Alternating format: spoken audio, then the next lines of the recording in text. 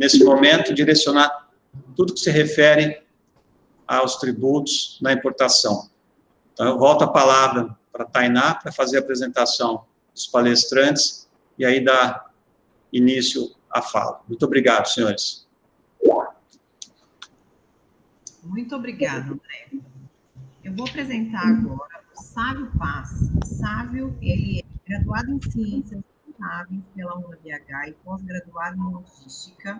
Passagem por algumas entidades como a Apex, Ancham, Sindipeças, Anfávia, Procomex, especialista em assuntos aduaneiros, regimes especiais, ajudou a construir o Siscomex de importação junto ao Serpro, implantou a primeira empresa em OEA, Operador Econômico Autorizado no Brasil, esteve como gerente de comércio exterior no setor automotivo por 30 anos, hoje como gerente de comércio exterior na Action Agenciamento de Cargas, empresa com 14 filiais no Brasil e está no comércio exterior, atuando no comércio exterior há 14 anos.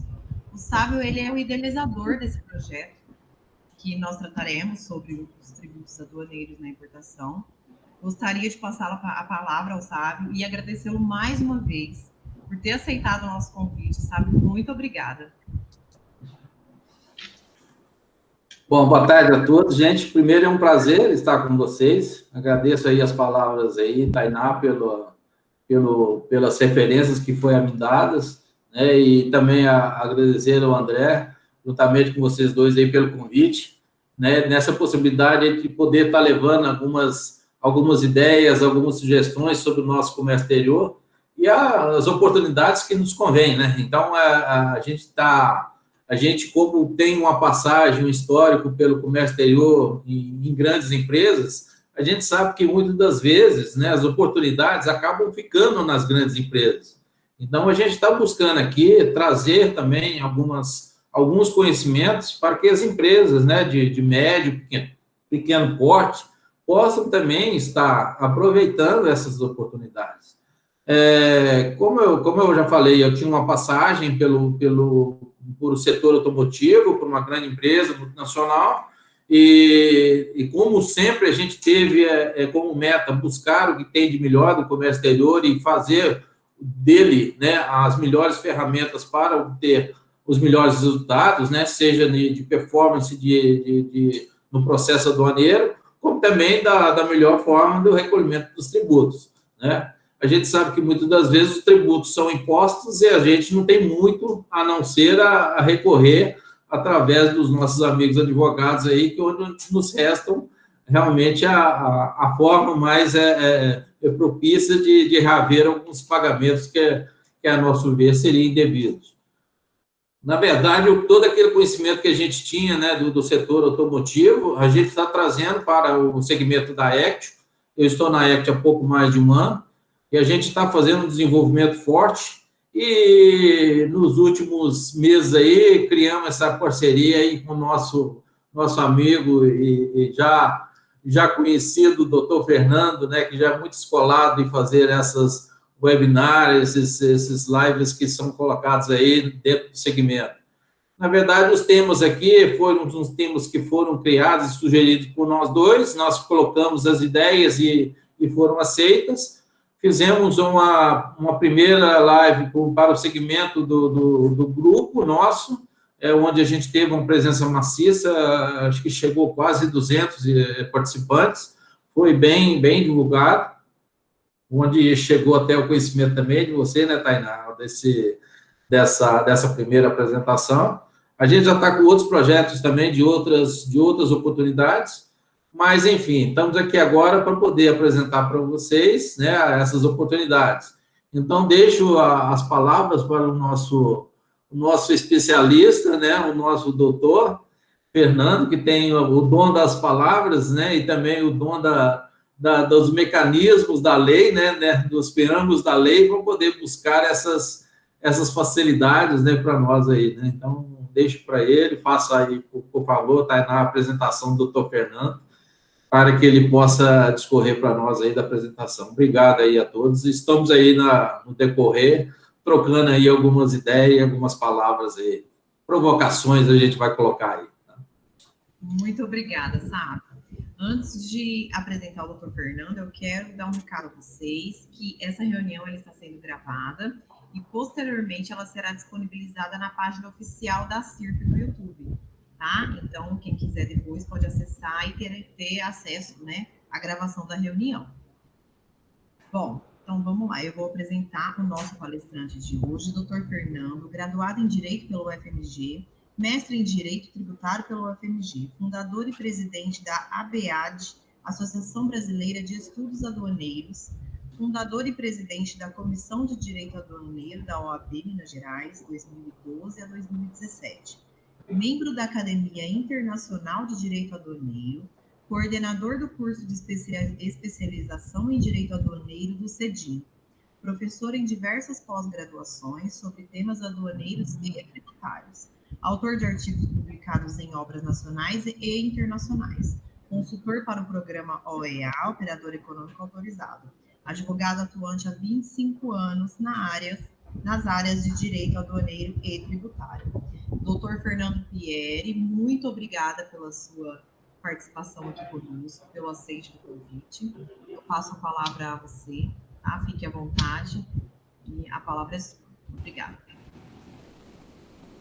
Muito boa tarde, Tainá. Muito boa tarde ao doutor André, ao Sávio, que eu não preciso nem de dizer que é meu amigo, né, pelas palavras gentis aí que fez referência a mim. Nós realmente somos amigos e é só por isso que ele me colocou numa condição quase de oráculo do direito aduaneiro e tributário, o que eu estou longe de ser, mas tenho aqui uma satisfação, um prazer de estar aqui com vocês para conversar sobre temas que são muito agradáveis a mim, pelo fato de atuar nessa área aduaneira, na área do comércio internacional e na área tributária, aí já mais anos do que talvez nós gostássemos de admitir, né? Já se vão aí 25 anos de atuação e nessa caminhada eu tenho compartilhado com o Sávio vários momentos, vários aprendizados, várias discussões, então acredito que vai ser uma oportunidade aqui rica para ambos e para todos que estão aqui conosco nos acompanhando, para que nós possamos conversar um pouco, como foi bem colocado ali pelo Dr. André, né, o diretor aqui da associação na área de comércio exterior, sobre a complexidade da matéria tributária, e mais especificamente tratar do tema que nós chamamos de aduaneiro tributário, né, temas de tributos na importação, né, temas específicos do processo de importação de produtos do exterior. Né? Quando nós falamos sobre isso, nós estamos tratando de uma parte que envolve uma sistemática de tributação e uma sistemática de direito aduaneiro, da legislação aduaneira. Né? Então, nós temos que lembrar aí já de início que nós estamos lidando com dois campos do direito, duas áreas de atuação de normas jurídicas específicas, que num certo momento elas se intercedem, né? Elas se misturam uma com a outra. Então, é esse o objeto da nossa conversa aqui nessa tarde. Né? Eu quero dizer desde já que eu estou em Minas, em Belo Horizonte, mas o nosso escritório tem uma atuação muito forte no estado de São Paulo, como é natural que aconteça, uma vez que há aí em Ribeirão Preto, em outras cidades, Campinas, a própria capital, muitas empresas com viés de comércio exterior, importação, exportação. Quero dizer também que me sintonizo com vocês porque sou membro aqui do Conselho de Políticas Internacionais da Federação das Indústrias do Estado de Minas Gerais. Então, sou conselheiro aqui da FIENG também. Então, eu gostaria, como eu combinei aqui com a Tainá, de compartilhar a minha tela. Eu trouxe aqui uma apresentação nossa, trabalhada em conjunto com o Sávio e com a Action, que eu gostaria de compartilhar com vocês para direcionar, né? E a partir desse momento, então, eu não vou ter mais aí a visão, né, de nenhum dos senhores, de todos os participantes, mas nós vamos, então, através do áudio e da imagem aqui nesse modelo virtual, né, nós vamos passar, então, a conversar um pouco sobre esses temas. Como eu não vou ter acesso, se vocês quiserem interromper para perguntar, eu não sei como que é a dinâmica que vocês utilizam, por mim, como vocês preferirem, eu estou à disposição. Se quiserem coordenar isso para depois a gente discutir ou mandar as perguntas aí através do chat, né? Do jeito que você definir aí, Tainá, eu sigo a orientação, tá? Excelente. Vamos colocar aqui, então, a apresentação.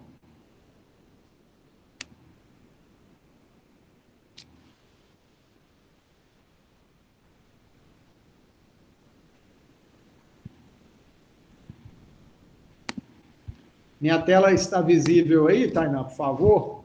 Está visível, doutor. Ótimo. Então, vamos lá, né? Começando, então, essa apresentação, eu vou, então, expor para vocês alguns pontos aqui relacionados à tributação no comércio exterior. Eu gostaria de utilizar aqui dessa sistemática tecnológica do QR Code para me apresentar. Através desse QR Code, vocês têm acesso aí aos meus contatos e, principalmente, deixar para vocês os links das minhas redes sociais. Através dos canais do LinkedIn, do YouTube, nós temos divulgado e apresentado, proposto aí uma série de materiais, de apresentações, de lives, de conteúdo muito rico nessa parte do comércio exterior. Inclusive, o Sávio tem participado aí conosco de várias delas. Na semana que vem mesmo, na quarta-feira, nós teremos um debate sobre uma recente decisão do Supremo Tribunal Federal que determinou a não aplicação da súmula 623 em matéria de comércio exterior, de importação. Trocado em miúdos, né, para não ser juridiquês e falando de uma linguagem mais simples, significa dizer o seguinte: com a decisão do STF, recente, não tem nem um mês que ela foi publicada, se houver uma divergência entre o entendimento da fiscalização aduaneira, do auditor da Receita Federal, e o entendimento do importador a respeito, por exemplo, do cálculo da tributação sobre um determinado produto, a decisão do STF, do Supremo, levaria à situação de que não seria possível à empresa obter a entrega da mercadoria havendo essa divergência pendente. Ele teria necessariamente que pagar a diferença ou oferecer uma garantia no valor da diferença, sem que houvesse a possibilidade do importador obter, por exemplo, uma medida liminar na justiça, permitindo que ele retirasse o produto ou retire o produto da área alfandegada e faça a discussão da matéria dos tributos incidentes num processo regular. Porque, nesse caso, há um entendimento de que a exigência da tributação como condição para o desembaraço pode configurar ou configura uma sanção, uma coação. Ou seja, eu só te entrego a mercadoria se você pagar o que eu entendo que é correto. Mas isso vai fazer com que eu tenha o meu direito de defesa reduzido. Então, essa é uma questão que sempre foi debatida e o entendimento dos tribunais foi sempre favorável aos importadores, no sentido de que não caberia a condicionante. Haveria, sim, a possibilidade de se liberar e entregar a mercadoria, o equipamento, o insumo, qualquer produto importado e manter uma discussão sobre a diferença do montante de tributo a ser recolhido. Ou seja, seriam duas questões paralelas. Uma questão é eu ter a mercadoria comigo, depois que eu adquiro no exterior e trago para o Brasil, e a outra questão seria a matéria relativa ao montante de tributo, ou de crédito, ou de multa, eventualmente, a ser recolhida em razão daquela importação. Condicionar a liberação da mercadoria ao pagamento, o direito sempre entendeu que era uma coação. Eu estaria se esvaziando o direito de defesa, o direito ao processo administrativo, o direito ao contraditório, e seria uma ilegalidade. Recentemente, o STF mudou o seu entendimento e passou a acreditar que isso não é uma ilegalidade e que seria passível de se exigir o pagamento ou garantia para a entrega da mercadoria. E para debater esse tema, na próxima semana, na quarta-feira, às 18 horas, então, fica aí o convite para que vocês possam nos acompanhar através do canal do YouTube da ABAD, que é uma associação que nós fundamos em 2009 e que tem sido muito atuante nesses temas aduaneiros. Então, agora, focando aqui no Customs Duty, né, a tributação no comércio exterior, nós gostamos sempre de começar esse tema situando nessa realidade das operações de ida e vinda de mercadorias pelo mundo afora, né? Ainda que se possa dizer assim, não, mas na atualidade, com a Covid-19, houve uma redução das operações de comércio exterior. Sim, houve uma redução muito brusca no início da pandemia, mas esse movimento já está sendo retomado e certamente ele vai numa crescente novamente, porque nós sabemos que a globalização, a dependência de um país em relação ao outro é muito grande, a indústria depende do insumo que é produzido em outra parte do mundo, né? Nenhum país do mundo é autossuficiente, então esse comércio que veio numa crescente enorme nos últimos 30 anos, teve agora um momento de suspensão e interrupção, mas já vem retomando esse movimento, então certamente nós vamos novamente ter essa demanda aquecida pelos insumos importados. Tem alguns setores que tiveram um movimento enorme nesse período, como a questão da área de saúde, com a importação de kits médicos, de equipamentos, e o setor do agronegócio exportando muito os nossos produtos aí, como tem sido amplamente divulgado na mídia. E nesse contexto todo, numa operação de importação principalmente, nós sabemos que, à medida que o produto adquirido no exterior, ele vem para o país, ou mesmo aquele produto que vem para o país sob um contrato que não é de aquisição, como uma locação internacional, quando o produto chega no Brasil, ele transpõe a fronteira brasileira, e no momento que ele transpõe a fronteira brasileira, surge a prerrogativa do Estado brasileiro, da União Federal, né, do nosso país, de exigir a cobrança de um tributo. Isso porque na Constituição Federal tem um capítulo específico, que é o do sistema constitucional, o sistema constitucional brasileiro da parte de tributação, onde vai haver uma previsão de competência tributária da União Federal para cobrar imposto de importação sobre produtos estrangeiros, produtos produzidos fora do país, de origem internacional. Tem uma previsão também para a União Federal cobrar o IPI sobre os produtos industrializados que são importados. Tem uma previsão também no artigo 149 da Constituição para a criação de contribuições sociais sobre a importação, no caso é a COFINS e o PIS sobre a importação, e tem uma autorização também, uma autorização da competência dos estados para cobrar, a gente chama isso de competência tributária dos estados, para exigir o ICMS sobre as importações. Então, como é sabido aí na prática, no dia a dia, e aí tem um fundamento legal para isso, todos os tributos, né, os 4 tributos federais, Imposto de Importação, IPI, Importação, COFINS e PIS, estão autorizados na Constituição Federal e está também autorizado o ICMS na importação. E é só porque há essa autorização na Constituição é que esses entes públicos, né, a União Federal e os estados, podem cobrar os tributos, porque se não houvesse essa autorização na Constituição, a cobrança seria arbitrária, seria ilegal, inconstitucional, indevida, seria, na verdade, para usar um termo mais, vamos dizer assim, ilustrativo e contundente, seria um verdadeiro furto, né, ou até um roubo, né, uma exigência de um pagamento de tributo que não tem previsão na Constituição. Ele é uma exigência absolutamente arbitrária, indevida e não pode ser aceita, né? Isso é muito importante que a gente tenha em mente, né, porque nós não podemos banalizar o aspecto tributário. O empresário, o industrial, ele sabe o quanto custa para ele, né, as horas de trabalho, a estrutura que ele tem que montar, a responsabilidade que ele tem com seus fornecedores, com seus colaboradores, para poder produzir. E o Estado, aí eu falo Estado no sentido amplo, a União Federal, os estados mesmo, São Paulo, Minas Gerais, Paraná, entre os demais, eles vão lá e cobram, né, exigem, impõem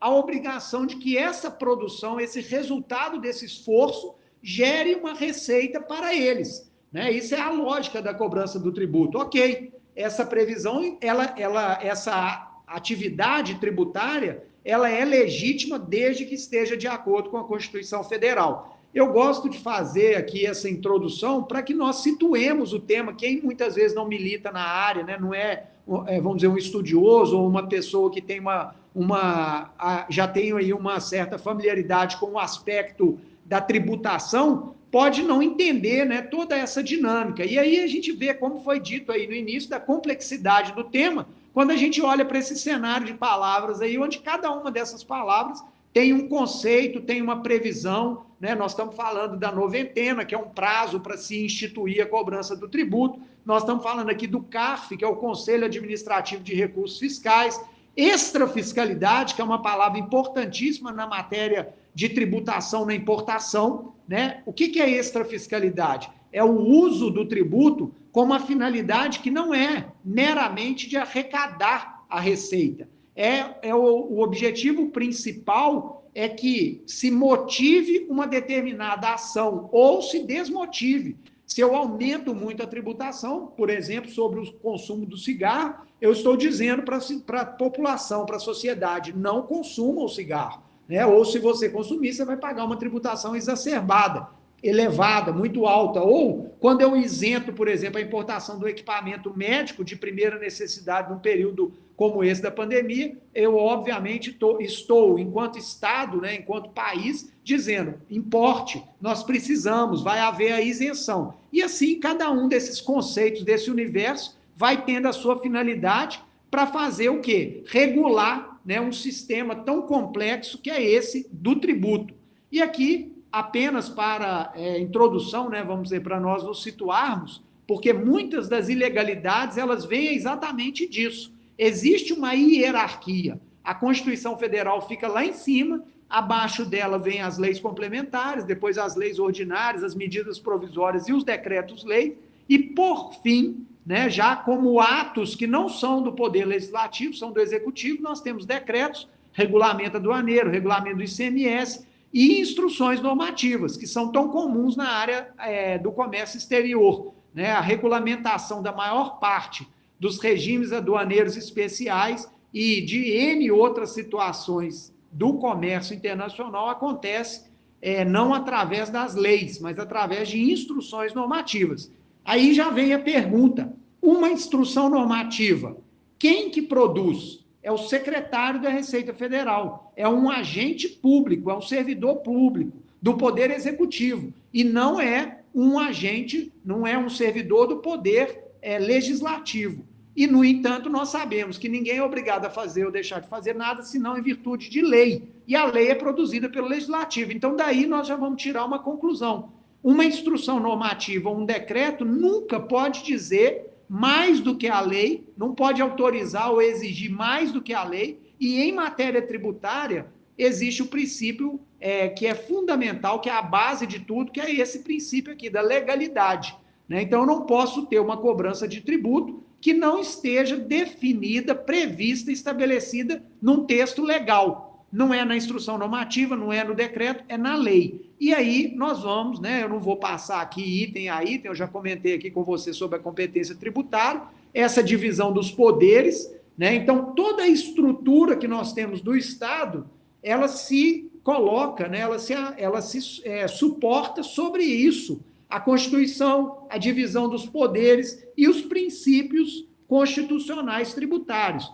Fora dessa realidade, eu volto a dizer, a cobrança do tributo é um verdadeiro furto, né? É uma atividade ilegal que não pode ser aceita. Né? Tudo isso, uma vez que nós sabemos que a nossa carga tributária, né, a tributação, através dos impostos, através das taxas, através das contribuições sociais, é exagerada, né, como foi bem colocado já na introdução pelo doutor André, a atividade tributária tem um percentual sobre a produção, sobre o PIB, de um percentual que vem crescendo e atinge patamares muito elevados, né, dentro do que se produz. Então, isso tudo tem que acontecer realmente dentro dos limites que a Constituição autoriza. Fora dos limites, ilegalidade.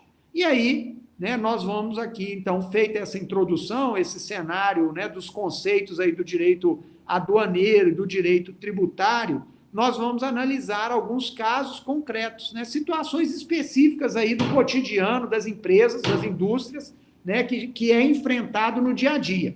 Então, vamos pensar aqui de forma prática.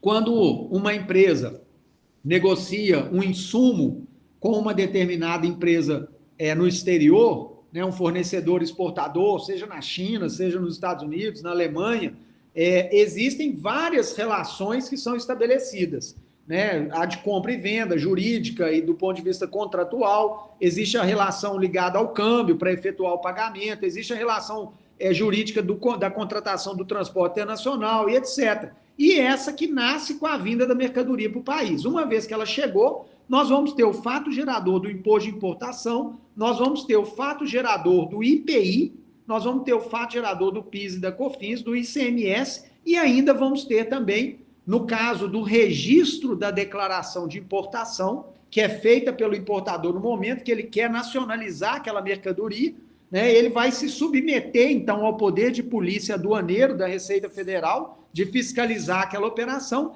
e nesse momento ele realiza o fato gerador da taxa do Siscomex, né?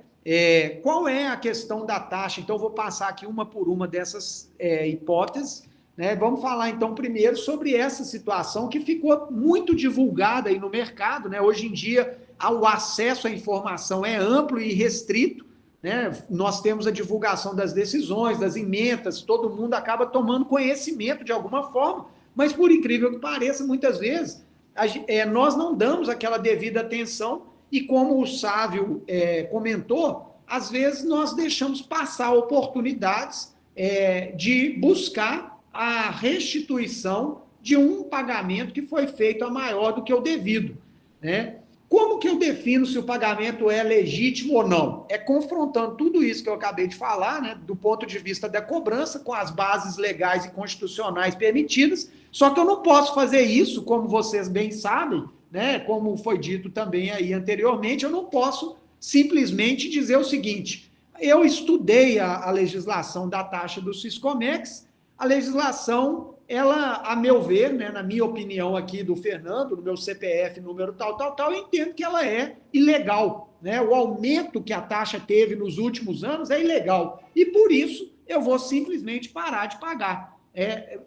Por que eu não posso fazer isso? Porque a lei está em vigor, porque, embora ela possa ser questionada, ela está produzindo efeitos, o Estado, a União Federal está cobrando, e de forma prática nós sabemos que se eu não pagar a taxa do Siscomex no momento que eu registro a declaração de importação, na forma como ela é cobrada pela Receita Federal, lá pelo Siscomex, eu não vou conseguir avançar com o meu despacho de importação e não vou conseguir desembaraçar a mercadoria, ela vai ficar retida lá no aeroporto, no porto ou no recinto alfandegado, no Porto Seco, ou no CLIA, onde for que essa carga esteja, eu não vou conseguir tirá-la de lá. Ora, mas é ilegal. Inclusive, eu já recebi até um e-mail, uma notícia de que o aumento da taxa foi julgado como inconstitucional, ele é indevido. Não adianta, né? Isso vale, a legislação ela vale enquanto ela não for declarada inválida pela justiça. Então, é o caso de toda essa tributação. Quando vem uma lei que ela tem algum aspecto que é ilegal, eu preciso mover o poder judiciário, eu tenho que levar aquela questão para a justiça, para que a justiça reconheça para o meu CNPJ que aquela cobrança é indevida.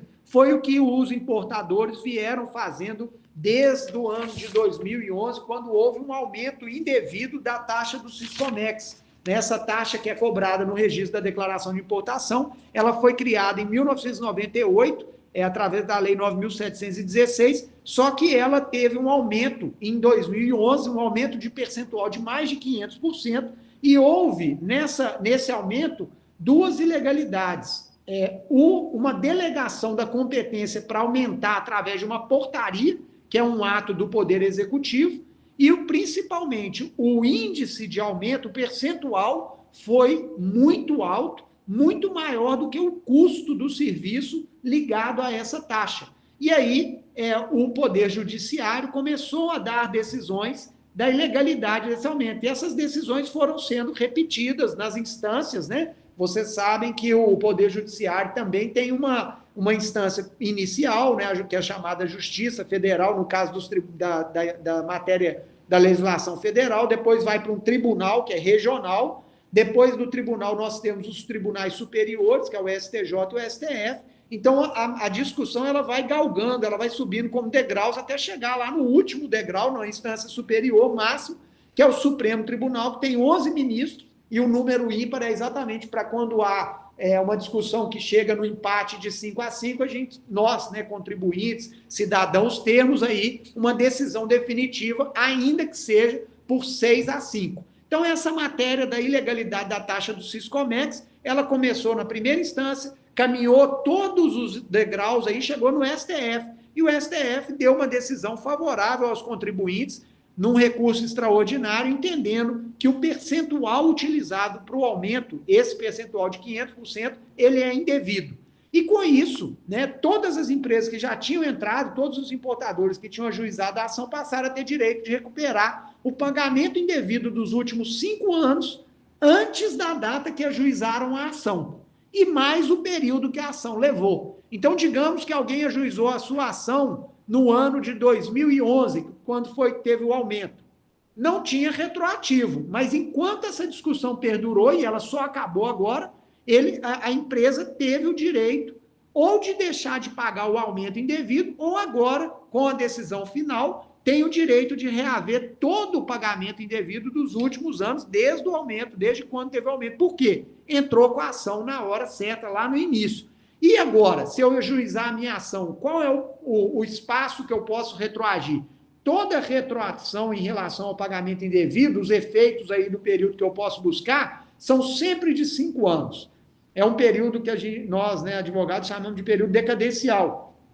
O meu direito de reaver, ele retroage 5 anos. Então, a partir do momento que eu entro, eu interrompo a contagem dos 5 anos, retroajo os 5 anos, e essa discussão vai perdurar para o futuro. E outro ponto importante, que também é aplicado a todo tributo, quando eu discuto e peço restituição, é esse aqui, ó, a compensação. Quando eu peço a restituição, não precisa da restituição acontecer em moeda, em dinheiro. Ela vai acontecer como um crédito. Então, a empresa importadora que discute a taxa, ela vai ter o direito de, reconhecido o seu crédito, poder compensar com outros tributos. Compensar com tributos que ela tem que pagar a cada mês, por exemplo, o imposto de renda da pessoa jurídica, a contribuição social sobre o lucro, o PIS e COFINS sobre a receita. Então, é uma moeda para se utilizar, consequentemente, é como se fosse uma restituição, porque eu vou poder utilizar isso a cada mês para fazer as compensações.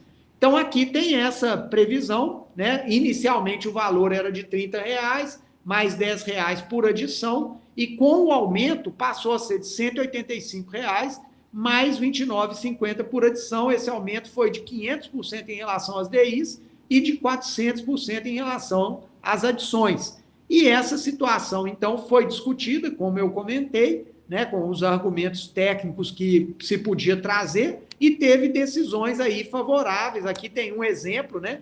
Veja aqui em negrito, né, o Tribunal Regional Federal da 4ª Região, que é lá do Sul, que pega os estados do Rio Grande do Sul, de Santa Catarina e do Paraná, ele entendeu, e essa decisão do TRF da 4ª Região, ela foi dada também em outros tribunais regionais pelo Brasil, entendendo que é excessivo o reajuste aplicado aos valores da taxa de utilização do Siscomex pela portaria 257, cabendo a glosa de tal excesso. Então, algumas decisões entenderam que o aumento era ilegal e queriam manter o valor original lá do início, 30 mais 10.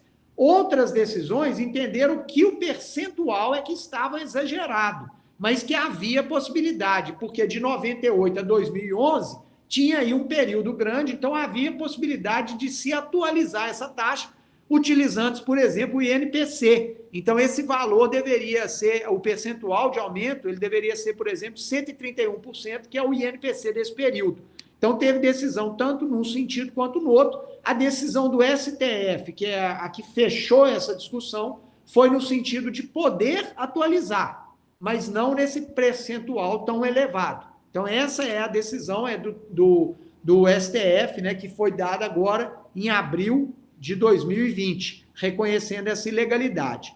Nessa tabela, nós fizemos aqui um cálculo exemplificativo, apenas para se ter ideia, né? Aí cada empresa, cada um dos colegas que esteja aí acompanhando essa nossa conversa, pode fazer um cálculo simulado, né, das suas operações, caso não tenha ido ainda à justiça buscar essa restituição e esse direito de crédito. E mais importante, uma vez reconhecido o pagamento a maior, o efeito dessa decisão é para o futuro também, né? Então, se eu hoje estou pagando com a taxa do Siscomex, com os valores majorados, né, tão elevados como nós vimos, se eu ajuizar uma ação e obtiver uma decisão favorável, eu vou ter uma redução do valor da minha taxa, o valor da taxa vai voltar para um patamar original lá de 1998, ou, no máximo, vai ter uma atualização menor, né? Então, vejam aqui como exemplo, né, se eu tenho,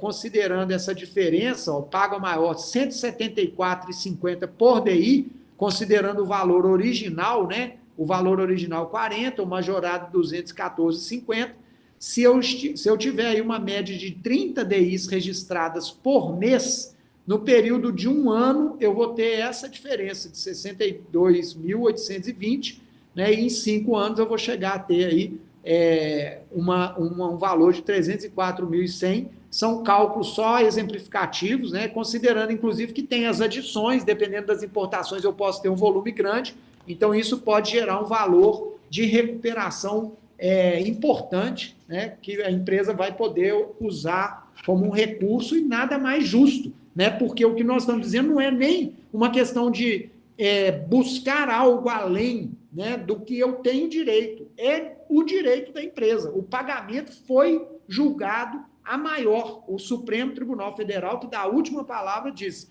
esse aumento é ilegal, ele é inconstitucional, ele não pode ser mantido. Portanto, tudo que se cobrou. Aí vocês poderiam pensar assim, eu também poderia pensar da mesma forma, e por que não se devolver imediatamente, né? Porque a União Federal, uma vez que cobrou a maior, e o órgão julgador, né, a corregedoria, vamos dizer assim, da produção legislativa, já está dizendo que é ilegal, mas não é assim que funciona o nosso sistema, infelizmente, né? Cabe a cada um ir buscar o seu direito na via judicial. Eu vou Só dando uma pimentada aí, doutor, só dando um recado também para nossos ouvintes. Gente, não deixe, aquele que tem seu direito já garantido por lei, não perca mais tempo, entendeu? Acione imediatamente, porque cada dia que passa é o dinheiro que está ficando para o governo. É seu direito buscar essa diferença do recolhimento indevido, isso é líquido e certo, isso aí não tem prerrogativa contrária, é só positivo. Não tem também aquele pensamento de que muitos pequenos importadores ou exportadores pensam: eu vou entrar contra o governo e ele depois vai ficar contra mim. É como se eu estivesse brigando com o governo. Gente, não tem nada a ver. Isso aqui vocês estão buscando o seu direito, entendeu? É um entendimento legal, entendeu? Então, não percam mais tempo, porque a cada dia que fica, é um dinheiro que está restando ao governo, aos cofres do governo. Bem colocado aí, viu, Sábio? Concordo com as suas palavras. Vamos lá, então. Inclusão, alguém quer fazer alguma pergunta, quer fazer algum comentário? Fique à vontade aí que a gente faz uma conversa mais interativa aí também. Se vocês quiserem falar alguma coisa, eu fico à disposição aqui. Pessoal, pode ficar à vontade para colocar qualquer comentário ou pergunta no chat, tá? E aí o doutor Fernando e o Sábio acompanham a gente pelo chat também, eles podem interromper e dar continuidade com vocês. Ok, então vou lá, vou falar agora um pouquinho de um tema interessante, que é a questão da base de cálculo desses tributos aduaneiros, né? Quem milita na área de comércio exterior sabe que o conceito valor aduaneiro é importantíssimo para nós, é a base de cálculo. Né? Como que eu vou saber quanto que eu tenho que pagar de tributo?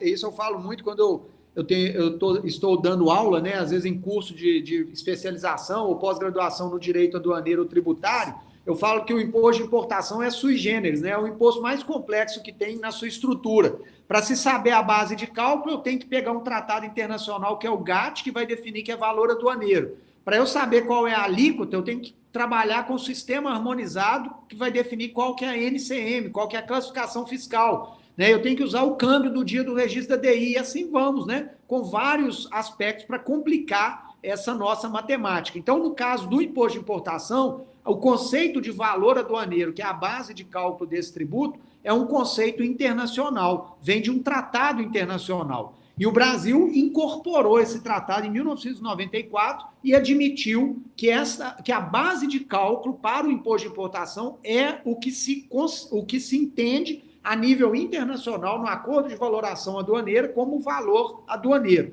Essa definição, ela tem limites, não é exatamente para que os países não possam cobrar sobre bases aleatórias, cada um adotando a sua. E nós temos sempre o entendimento histórico no Brasil que a base de cálculo é o valor CIF, é o custo frete internacional e o seguro internacional. Essa é a base de cálculo. Agora, existem alguns ajustes, né, inclusões e deduções, e existe também uma previsão específica para se dizer, por exemplo, que as despesas do frete lá na origem compõem a base de cálculo, compõem o valor aduaneiro.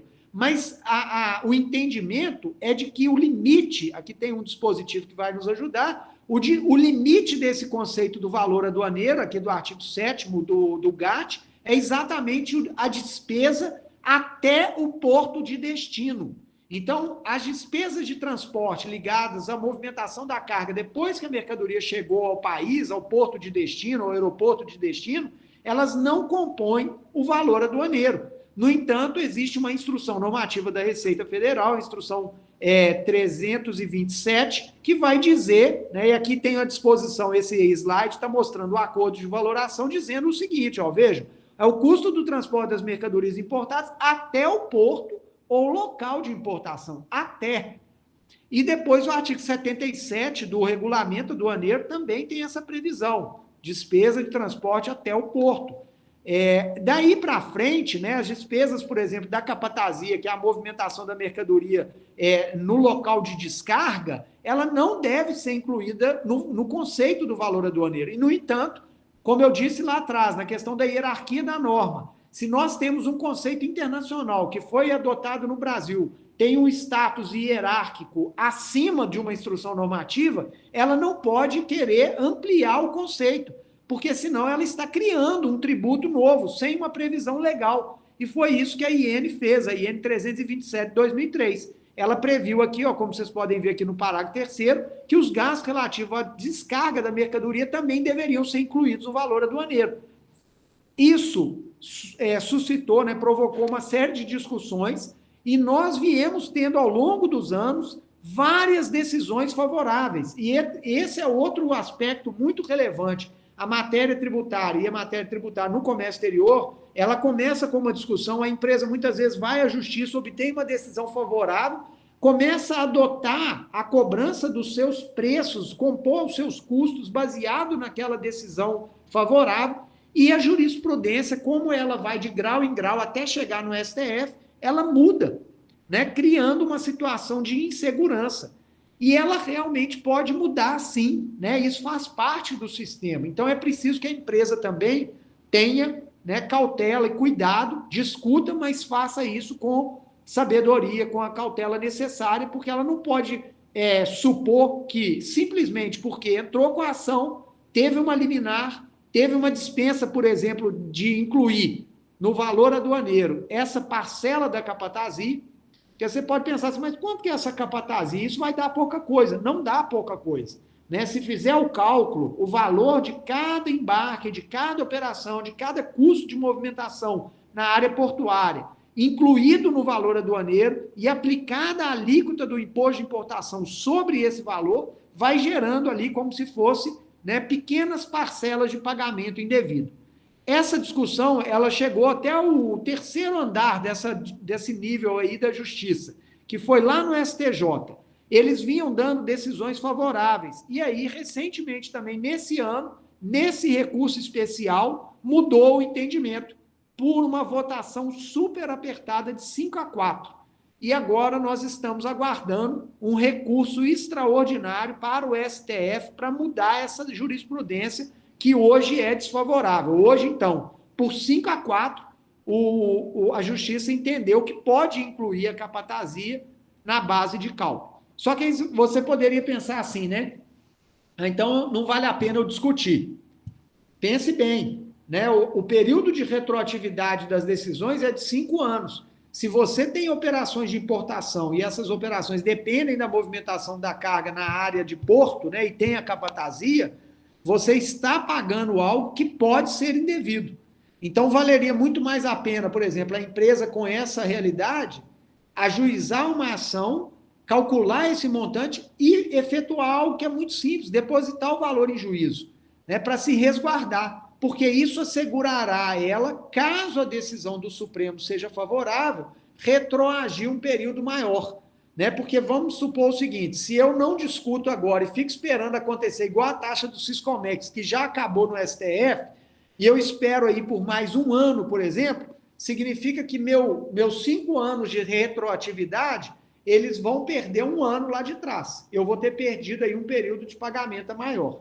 Né? Então, mas isso não faz diferença. Ok, se na sua operação não faz diferença, às vezes o valor é muito pequeno, é uma questão individual de cada empresa, mas, via de regra, as empresas estão buscando cada centavo, né, cada valor que se pode recuperar. Então, é uma discussão que nós recomendamos que as empresas que têm operação no modal de transporte marítimo, que elas avaliem aí qual é o custo que elas estão pagando, porque vale a pena, inclusive porque isso incide não só na base do II, como o valor aduaneiro é base para tudo, né? Os senhores sabem aí que é base para o PIS, para o COFINS, para o ICMS, para o IPI, então acaba tendo uma repercussão aí importante, né?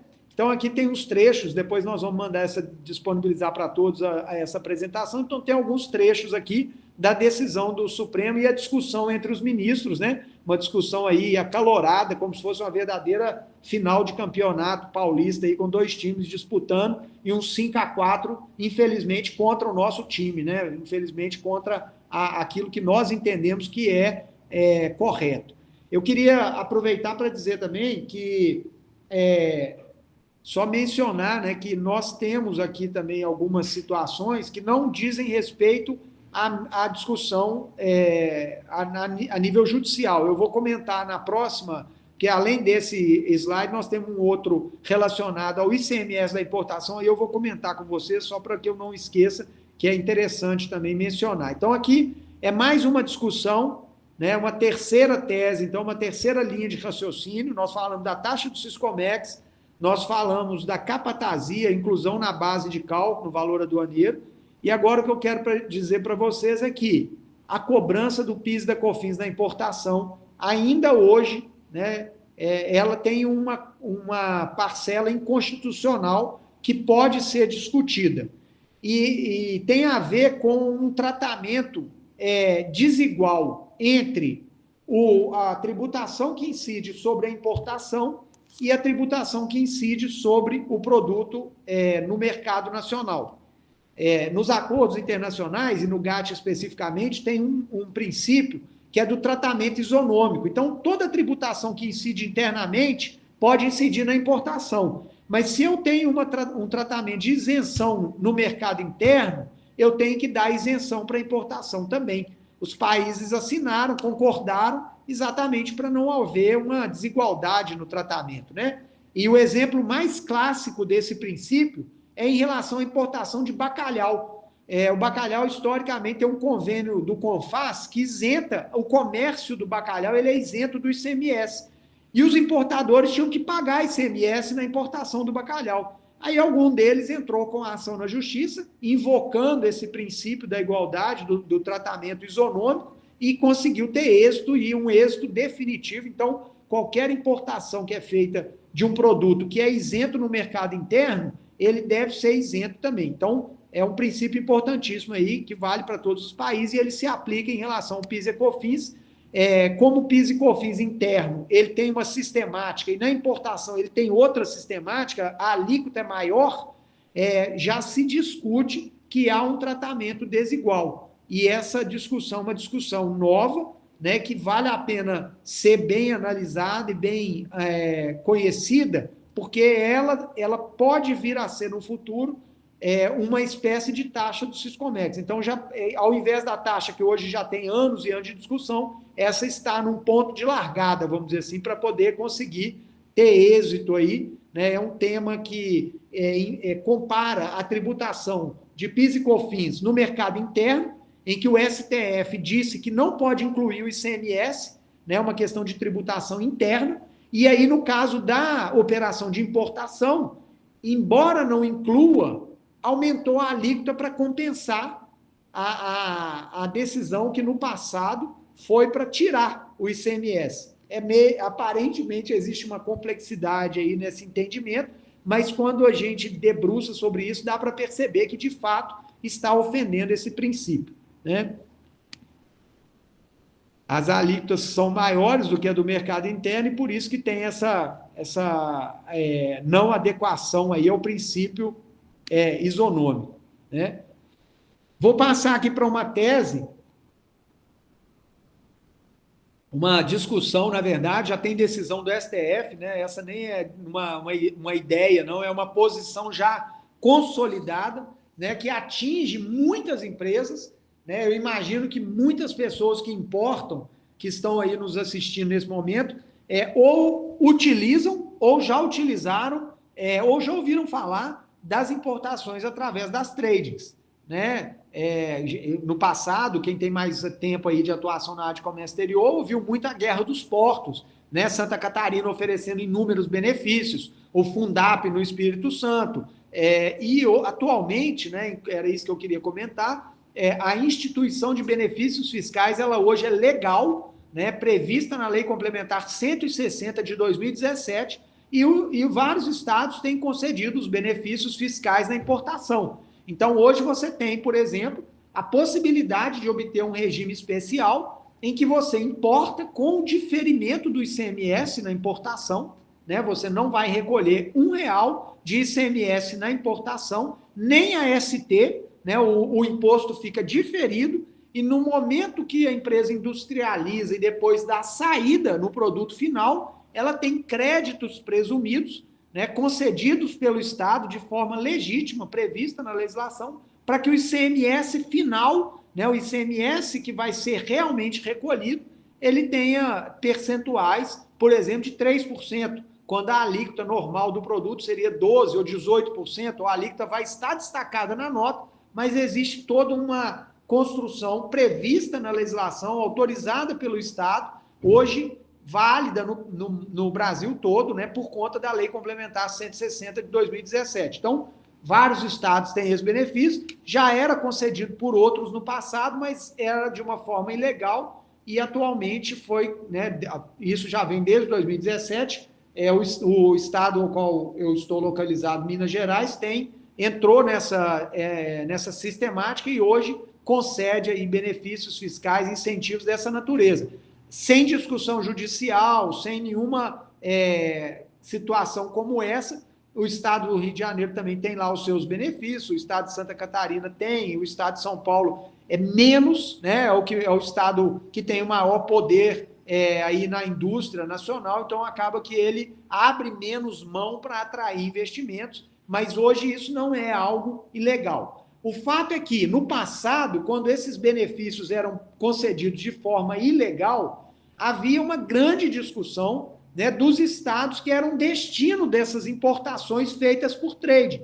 Por quê? A trade importava, ela tinha um benefício fiscal, quando ela fazia transferência para o seu comprador, que era o real destinatário da mercadoria, ela descarregava aquela situação e o estado, por exemplo, no caso de São Paulo, a trade situada em Santa Catarina, ela pagava uma tributação beneficiada, reduzida, e depois, quando transferia para São Paulo, transferia com a nota cheia, né, com toda a tributação. O estado de São Paulo vinha e falava, não, senhor, essa operação, na verdade, de importação, ela está sendo feita por conta e ordem ou por determinação do importador que está aqui, é uma indústria aqui da nossa cidade, aqui de Ribeirão Preto, e, portanto, o ICMS da importação não vai ser pago para Santa Catarina. Ah, mas ele já foi pago lá pela Trade. O problema é da Trade que pagou lá, e o problema é seu se você também pagou para eles. O fato é que São Paulo tem a prerrogativa de cobrar um imposto sobre a importação. E aí autuava a empresa,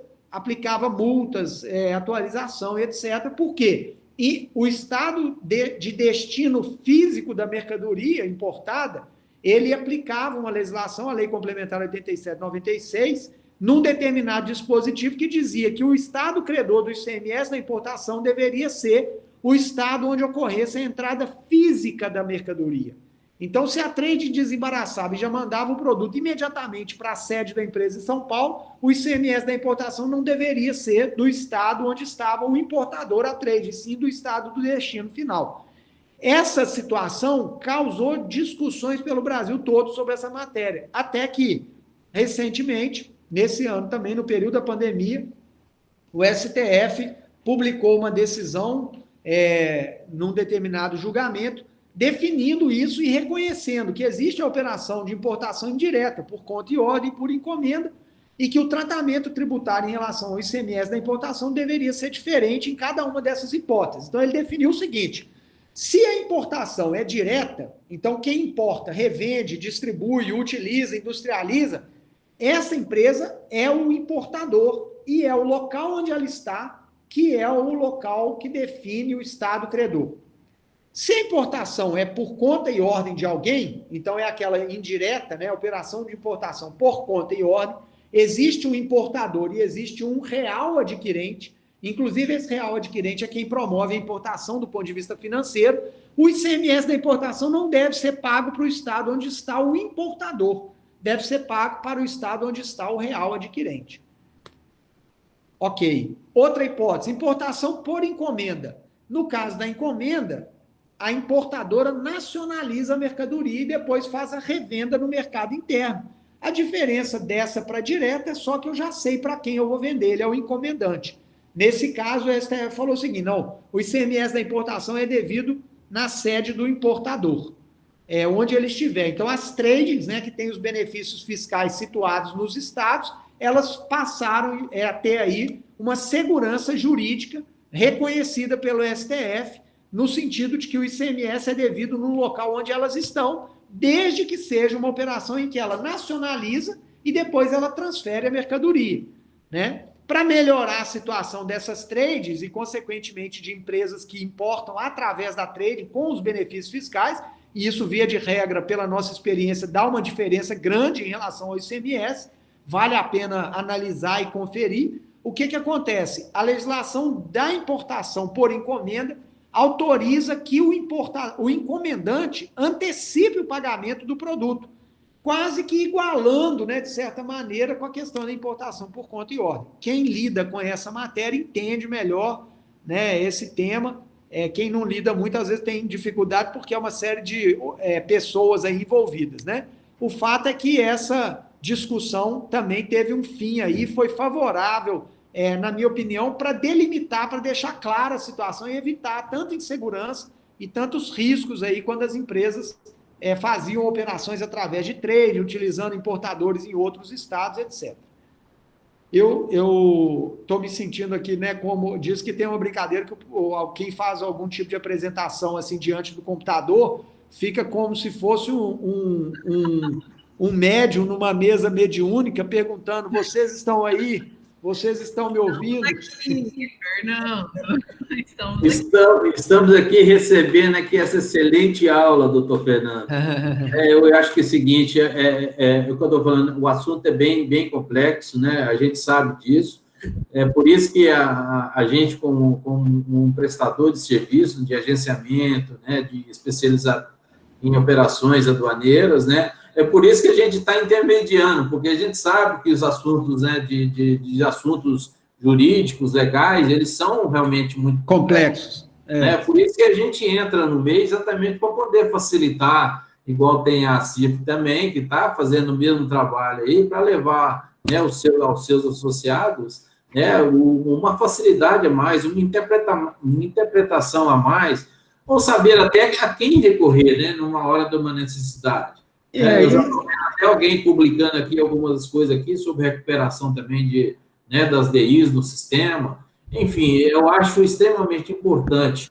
Eu sei que é uma matéria difícil, né, de entendimento, mas, assim, o que a gente pede é que os ouvintes levem ao conhecimento, né, dos seus superiores, né, dos administradores, né, das áreas financeiras, das áreas fiscais, ao CAL, a CFO das empresas, onde realmente entenderá um pouco melhor essa matéria e certamente saber fazer a escolha, né, de buscar esses recursos, né? Então, não se sinta só, a gente está aqui ouvindo, a gente está prestando bastante atenção e está sendo gravado, né? Então, com certeza, eu faço aqui algumas palavras de alguém, né, que até da própria Tainá, que tá doida para falar aí, mas estamos aqui sentindo como verdadeiros alunos aqui diante de um professor, de um mestre, né? Exato.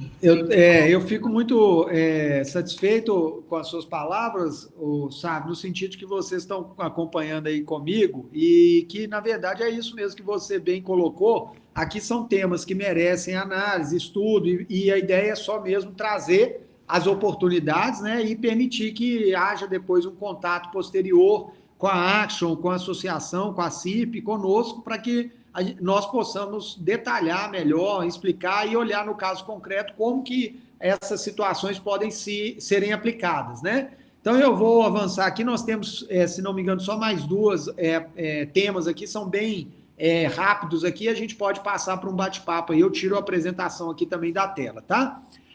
Nós estamos falando agora do ICMS na importação, nas situações do regime aduaneiro especial de admissão temporária para uso econômico.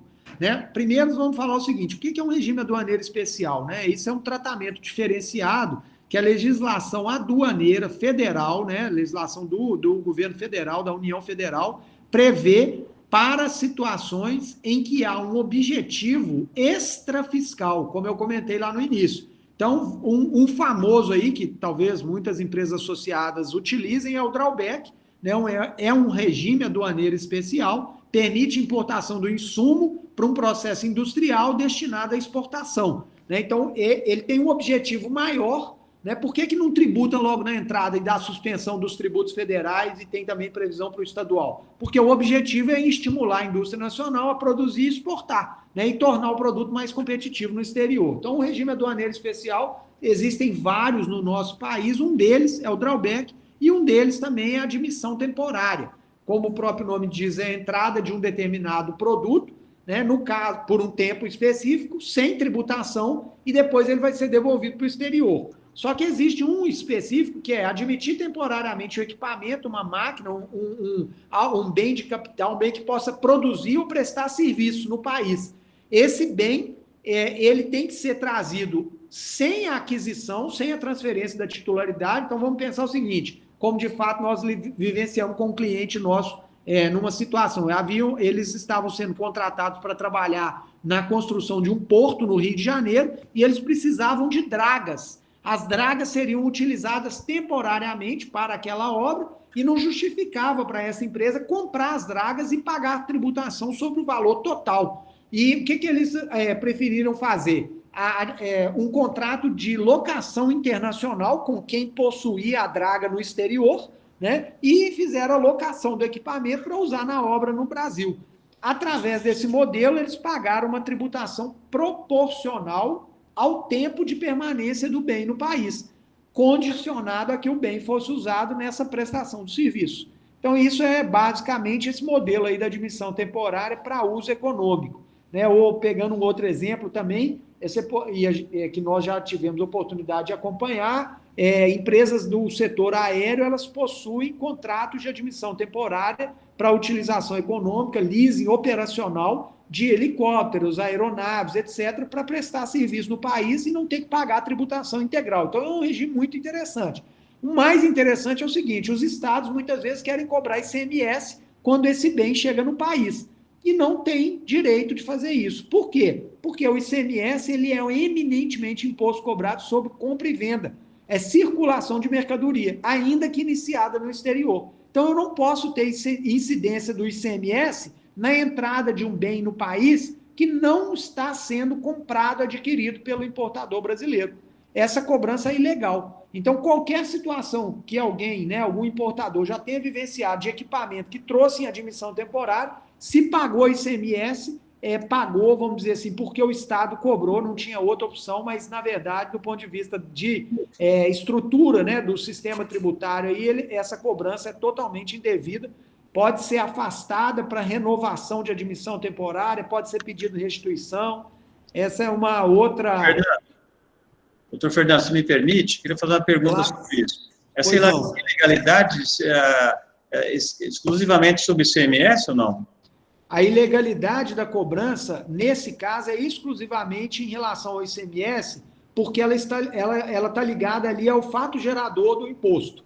No caso da importação, né, como o imposto não depende da compra e venda, o fato gerador do imposto, né, é entrada do produto estrangeiro no território nacional, né, então fica válida a cobrança. Agora, o ICMS, como ele depende da compra e venda, né, aí fica reconhecida essa ilegalidade. E aí, supondo que seja uma locação, como acontece aí no caso das dragas, que você comentou, e aí tipo, se paga proporcionalmente ao tempo que fica aqui ou não? Exatamente, o tempo do contrato de permanência, que pode ser prorrogado. Então, até em matéria de planejamento tributário absolutamente lícito, eu posso estabelecer um contrato de 6 meses, pago 6% da tributação toda, e depois, quando vai aproximando o final dos 6 meses, eu peço uma prorrogação por mais 6 meses, e depois posso pedir por mais 6, por mais 12, porque não tem limitação em termos de prorrogação. Até o limite máximo de 100 meses, porque aí eu vou ter pago a tributação como um todo, e eu posso, por exemplo, nacionalizar o bem, né, já que eu fiquei 100 meses com ele pagando assim,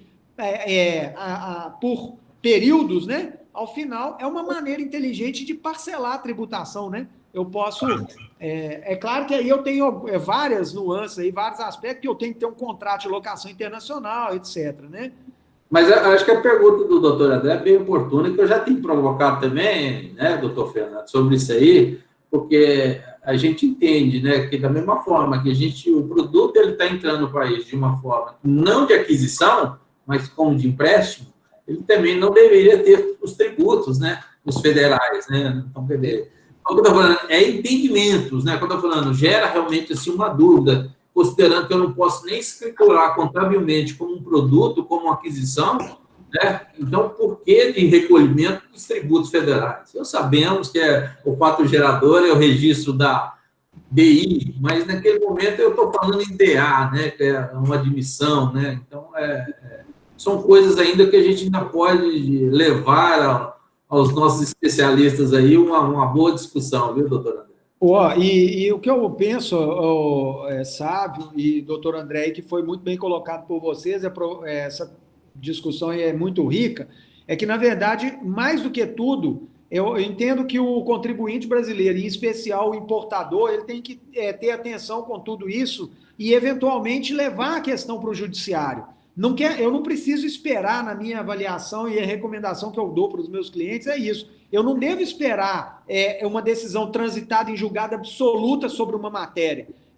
Por exemplo, o PIS e COFINS na importação, quando ele foi criado em 2004, demorou 9 anos para ele ser reconhecido como inconstitucional, enquanto ao aumento da base de cálculo, a inclusão do ICMS e das próprias contribuições. Então, ele começou a ser cobrado em 2004. As empresas tiveram que pagar, porque estava previsto na Lei 10.865, mas em 2013, os 11 ministros do Supremo entenderam que era inconstitucional. Aí aquele negócio, a empresa que naquele momento reagiu a isso, ela perdeu muito, ela pagou muito a maior. Né? Então é importante levar, usar o judiciário como uma ferramenta, sim, até porque essa questão que foi colocada, eu tenho medo de ir para a justiça. Hoje em dia, com toda sinceridade, eu acompanho muitos seminários, acompanho muitas apresentações, discuto em várias oportunidades com a Receita Federal. A visão que a Receita tem da discussão judicial é muito diferente que ela tinha há 20 anos atrás. Né? No passado, se você ajuizasse um mandado de segurança, o fiscal tomava birra da empresa, ficava de cara fechada para o despachante. Né? Hoje não existe essa realidade. Muitas vezes o próprio fiscal fala, não entra na justiça, eu não tenho como fazer nada por você. Quem milita aí na área sabe, já ouviu casos como esse. Né? Então, acho que isso é muito importante. É um assunto até interessante, doutor André, para a associação, né, tomar talvez uma frente disso aí, né, através dos seus associados, ganhar força para exatamente estar levando algum pleito perante a justiça. Então, eu acho que é através das entidades mesmo para que a gente possa estar adquirindo essas forças. Sem dúvida. Também tem essa possibilidade, já que tem legitimidade, né, muitas vezes, para poder mover as ações, às vezes, em nome coletivo, ou mesmo como nós estamos fazendo aqui, discutindo os temas, né? Eu vou colocar aqui agora para vocês a última discussão que a gente trouxe para hoje, né? A questão do IPI na revenda de produto importado. Essa é uma questão que ficou muito aí em evidência nos últimos, talvez 1 mês, 2 meses no máximo, quando veio a decisão do STF, mudando uma jurisprudência que vinha sendo pacífica, de que uma importação de produtos, né? Isso acontece muito aí para a associação comercial, por exemplo, aquelas empresas que importam e revendem, né, o produto sem nenhuma industrialização. Essa discussão tomou um volume muito grande aí no Brasil todo, que era o seguinte: eu tenho o IPI da entrada, ok, mas já que eu não industrializo nada, eu não tenho que ter o IPI na saída. Essa equiparação do importador ao industrial é ilegal. A justiça veio reconhecendo que assim deveria ser, veio dando decisões favoráveis aos importadores e distribuidores, mas agora, recentemente, no STF, a maioria dos ministros foi contrária a esse entendimento, né? Uma votação de 6-4, nem precisou de um dos ministros votar, porque 6 já deu a maioria, né? Mudaram o entendimento. Validaram o que a legislação prevê, o que é equiparar o importador ao industrial. Então, não é relevante se a empresa importadora industrializa ou não. Essa aqui, na verdade, eu estou trazendo para atualizar quem, porventura, tenha visto essa discussão ou ouça falar. E aqui eu destaco mais uma vez a cautela que se tem que ter nessas discussões. Tudo que eu comentei, toda essa matéria, e assim também a Action trabalha, nós trabalhamos, e é assim que é preciso trabalhar. O tema é importante, a discussão judicial é relevante, mas tem que ser discutido com muita cautela, com muita orientação. Por quê? Eu vou citar exemplos que eu via, por exemplo, empresa cliente que veio trazer para nós situações depois que já tinham passado por ela. Ficaram anos sem recolher o IPI na saída, porque tinha uma medida liminar. E depois a medida liminar foi revogada. E aí a empresa veio já com a situação colocada. O que eu faço nesse momento? Né? Porque uma vez que eu tenho uma liminar, ela é precária. Eu estou suspendendo a cobrança, mas ela pode ser revogada pelo juiz a qualquer momento. Isso não me assegura, não é lei, é uma decisão. Um juiz deu a liminar, não quer dizer que a justiça, né, o Poder Judiciário vai se posicionar naquele sentido. Então, a liminar me protege, eu posso me resguardar e não pagar, mas eu tenho que depositar o valor em juízo ou fazer uma provisão na minha própria contabilidade, guardar aquele valor, porque amanhã eu posso ser obrigado a recolher essa diferença, a não ser que eu já tenha uma decisão transitada em julgado. Então, essa matéria precisa ser analisada com muito cuidado, né? Esse julgado aqui, que é o 946-648, né? Foi essa que estava pendente de ser julgado até pouco tempo atrás e agora já tem uma decisão. Doutor Fernando, no caso, vamos tentar exemplificar aí, né? Os importadores de carros, por exemplo, de veículos, né? E aí eles importam, o desembaraço, eles pagam IPI, tá? Isso. Trazem para dentro da sua revendedora, depois, a hora que revende o carro para o consumidor, paga IPI de novo, é isso, né? Exatamente isso. Aí, na realidade, usa crédito, compensa crédito, tá certo? IPI, sem dúvida, sem dúvida. É muito bem observado, sem dúvida nenhuma. Eu tenho IPI na entrada, pago sobre o valor aduaneiro, a base de mais o valor do II, né, a base de cálculo. Isso vai gerar um crédito para mim, importador. Depois eu vou fazer, então, a venda para o mercado interno com um valor majorado, né? Eu vou vender com a minha margem de lucro, vou ter o IPI novamente aqui sobre esse valor. Aí eu vou abater o IPI da minha venda com o crédito que eu paguei lá na entrada. e vou recolher a diferença para a União. O que os importadores e distribuidores, como vamos pegar esse exemplo que você deu, levaram para a justiça? Eles falaram o seguinte, aqui, no mercado interno, quando eu compro da fábrica o veículo, eu tenho IPI nessa operação, mas eu não me acredito de IPI. Quando eu revendo o veículo aqui no mercado interno, eu não tenho que destacar IPI nenhum, não vou fazer débito e crédito nem nada. Então, por que a operação de importação tem outra sistemática? Né? Já que eu não industrializo nada, eu também não devo ter o IPI da saída. Mas a justiça entendeu, né? O STF pacificou o entendimento aqui, definiu que equipara-se sim, né, o importador ao industrial, para efeito de ter uma igualdade de tratamento, já que a indústria, quando ela vende no mercado interno, tem uma série de tributos aí envolvidos, né? E no caso da importação, eu tenho uma base, o valor da entrada é menor. Se eu não tivesse esse IPI na saída, eu acabaria criando um desequilíbrio aí no mercado interno e conseguiram vencer aí a tese de que deveria ter o IPI na revenda, ainda que não houvesse nenhuma industrialização. Esse exemplo...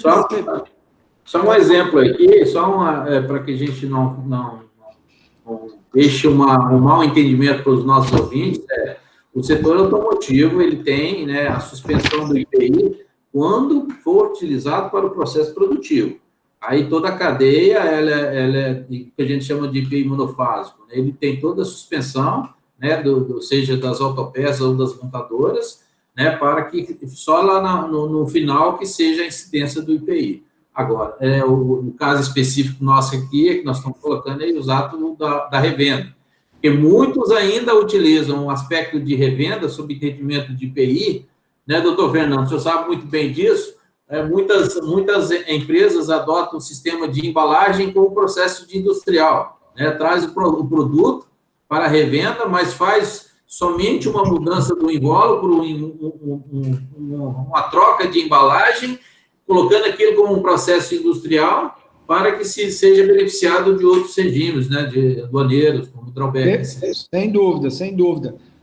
Utiliza do processo aí de embalar, né, de fracionar, às vezes, a carga para conseguir ter os benefícios de um processo industrial. Essa situação, foi bom você também ter chamado a atenção para isso, ela fica mais clara se a gente pensar, por exemplo, vamos dizer, em produtos esportivos, né, uma loja de shopping, uma cadeia de lojas que importa o produto e faz a revenda do produto. Né? Da forma como ele chega, ela já faz a revenda. Como ela não passa por processo industrial, ela entendeu, né, o contribuinte entendeu que esse processo aí não poderia equipará-lo ao industrial. Então, ele só compra e revende. Então, ainda que compre no exterior, não deveria ter. Então, esse é um caso que gerou muita polêmica, né, e diante da decisão do STF, certamente tem muitas empresas, porque vamos imaginar, quem não vinha destacando o IPI na saída porque tinha uma decisão favorável, ou porque estava acreditando que as decisões favoráveis iriam se manter, agora está com uma situação complexa, porque reduziu o seu valor ou aumentou a sua margem de lucro, mas agora tem um valor de IPI para recolher. E quem não recolheu pode ser cobrado, né, de forma retroativa pelos últimos 5 anos. Se não fizer isso espontaneamente, corre o risco de sofrer uma autuação e aplicação de multa de ofício de 75% sobre a diferença. Então, para quem está nessa situação, é um momento aí difícil, né, vamos dizer, e por isso mesmo que nós procuramos orientar essas discussões tributárias sempre com muita segurança, alertando o contribuinte, alertando a empresa, né, de todos esses detalhes, e todos esses aspectos, né?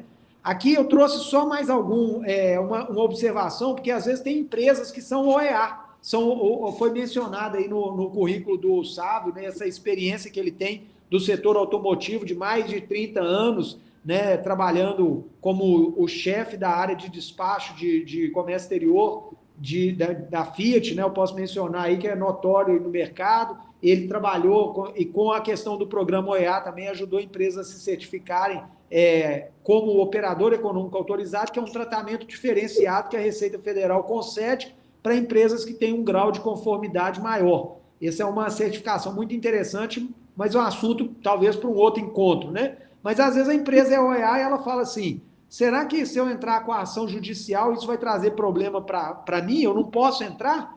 E eu faço questão de trazer isso porque, obviamente, não faz diferença nenhuma. A empresa, sendo OEA, ela pode entrar com ação, ela pode pleitear a restituição de pagamento indevido, porque isso é um direito, né? Não afeta a condição da empresa de ser uma empresa séria, confiável e merecer a certificação. Tá? Com isso, nós chegamos ao final. Estou deixando aqui, no final dessa apresentação, tem os nossos contatos. Tem aqui contatos também da Action, né? A empresa com aí os seus representantes. Aqui está o contato do Sávio, né? Depois nós vamos disponibilizar, então, esse material aí para a Tainá poder compartilhar com vocês, né? Com isso, eu faço aqui um encerramento dessa parte, né, para a gente poder bater papo e discutir aí algum ponto que eventualmente surja aí de dúvida, né? Agradeço já a oportunidade aí, a paciência de você de ouvir falar sobre tanta coisa aí que às vezes é um pouco cansativo realmente, mas é o que é, né? Nós temos que lidar com a realidade.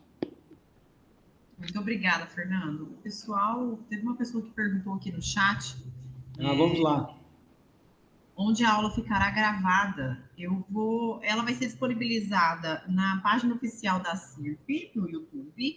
Porém, eu vou encaminhar também, junto com a apresentação do Dr. Fernando, o link de acesso, tá, da gravação, no e-mail de todas as pessoas que estiveram online aqui conosco, tá? Então, depois eu consigo tirar uma lista de presença com o e-mail de todos vocês, e aí eu encaminho. Se alguém tiver alguma dúvida, alguma pergunta, quiser fazer algum comentário, pode ficar à vontade para interagir com a gente aqui no chat. Eu só queria dar mais uma reforçada, Tainá, se me permite, doutor Fernando também, sobre a situação. A gente observa que é um público jovem que está nos ouvindo, né, que muitas das vezes pode estar iniciando ainda suas carreiras, né, dentro das empresas, mas é importante estar levando a matéria, né, para seus superiores, né, seus gerentes de áreas, para as áreas afins, né, áreas de logística, áreas financeiras, para que realmente tome conhecimento disso. Porque, é o que eu falo, a cada dia que se passa, que não entre com o processo, é um dia que está perdendo do benefício, né, de uma recuperação de uma taxa de Siscomec, de uma recuperação de uma base de cálculo, de uma PIS/COFINS, de uma recuperação de uma base de cálculo do THC. Então, enfim, gente, não deixem de comunicar, discutir, trocar ideias, não deixe por aqui somente esse momento. Leve para casa, faça também um para casa, faça uma discussão interna, leve para os seus colegas, faça um grupo, um comitê, enfim, não perca essa oportunidade que está tendo, que a CIF está levando até vocês, para poder vocês estar discutindo isso internamente dentro das indústrias de vocês, né, do comércio. Exato. Obrigada, Sávio. André? Bom, eu queria...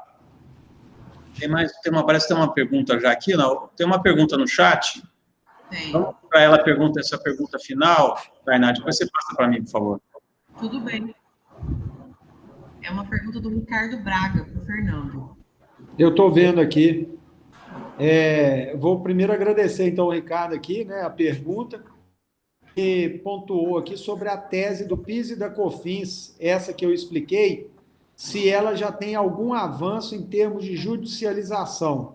Essa é uma tese, viu, Ricardo, extremamente nova, já tem decisões, sim, mas são aquelas decisões assim, uma decisão de um juiz federal, né, em Minas, uma decisão de um juiz federal em São Paulo, mas nós estamos numa fase muito inicial dessa discussão. Mas qual é o meu comentário sobre isso? É aquela história, né? A taxa do Siscomex hoje tem uma posição do Supremo, pacificada. Um dia ela começou com uma decisão.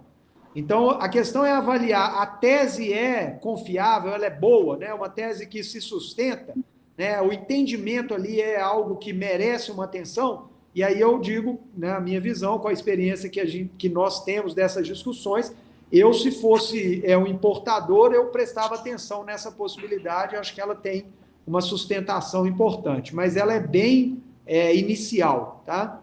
Depois eu posso explicar com mais detalhe, porque requer um pouco mais de explanação aí para entender bem quais são os motivos, né, da inconstitucionalidade. Eu fico à disposição depois para algum contato aí mais no detalhe. Bom, doutor Fernando, quero agradecer muito a sua aula, né, como foi bem colocado aí, todo o seu conhecimento aí na área de direito aduaneiro, tá? Agradecer ao Sávio também, a participação dele. Nós vamos vai estar a sua aula, né, que a gente pode dizer assim, vai estar aí no site da CI, tá certo? E, proximamente, a gente pode ter outras oportunidades com você aí também. Agradeço muito vocês. Obrigado, gente. Eu agradeço a oportunidade também, viu, André? Prazer em conhecê-lo aí. Estamos à disposição. Agradeço o Sávio aí mais uma vez a parceria, Tainá pela organização aí também e os contatos. Estou à disposição. O dia que tiver em Minas, nós vamos comer um pão de queijo aí. Opa, então, e tomar um cafezinho aqui. Um abraço. Tá? Obrigado. Muito obrigado, Tainá, doutor André, obrigado aí. Doutor Fernando, mais uma vez, muito obrigado pela parceria, pelo coleguismo, pela amizade e pela aula, né? Que é sempre um prazer escutar a sua aula, né? Prazer, viu, Sávio? É um mestre. Abração aí. Obrigado aí. Um abraço, tchau, tchau. Pessoal, muito obrigada, boa noite, obrigada. Boa noite, gente. Tchau, tchau. Tchau.